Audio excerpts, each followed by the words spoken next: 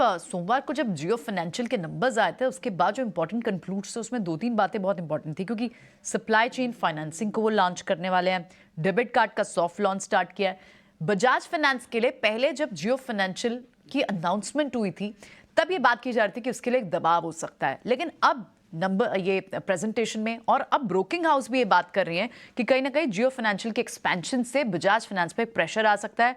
UBS ने भी downgrade किया है और इनफैक्ट टारगेट प्राइस घटाया, 6800 कर दिया है। हालांकि ये रैशनल्स भी हैं कि 10,000 भी टारगेट है और दूसरी ब्रोकिंग फर्म्स का। आप किस साइड ऑफ द व्यू पे है?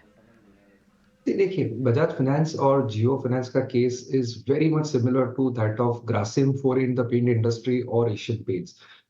आज के तारीख में Bajaj finance hands down market leader है।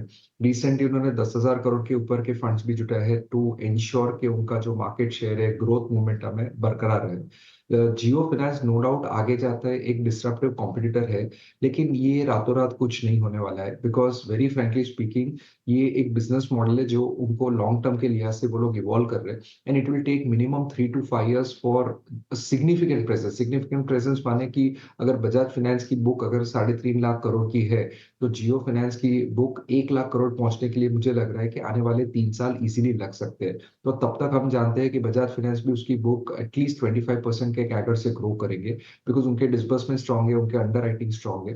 तो मुझे लग रहा है कि ये दोनों कंपनी के लिए काफी ज्यादा बिजनेस रहेगा अपने कंट्री के लिए, because we are heading towards a $5 trillion plus economy. तो क्रेडिट तो स्टार्व नेशन है ही, तो उस लिहाज से कंज्यूमर फाइनेंस में, मर्चेंट फाइनेंस में जियो का बिजनेस मॉडल है काफी यूनिक हो सकता है।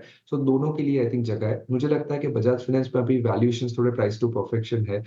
लास्ट जो अपडेट आया था उन्होंने काफी पॉजिटिवली सरप्राइज किया था in terms of his numbers, लेकिन यहाँ पे कोई भी करेक्शन आता है टू ट्यून ऑफ 5 to 10%, हमें लग रहा है कि बजाज फाइनेंस भी लॉन्ग टर्म के लिए ऐसे इन्वेस्टर्स के पोर्टफोलियो में रहना चाहिए।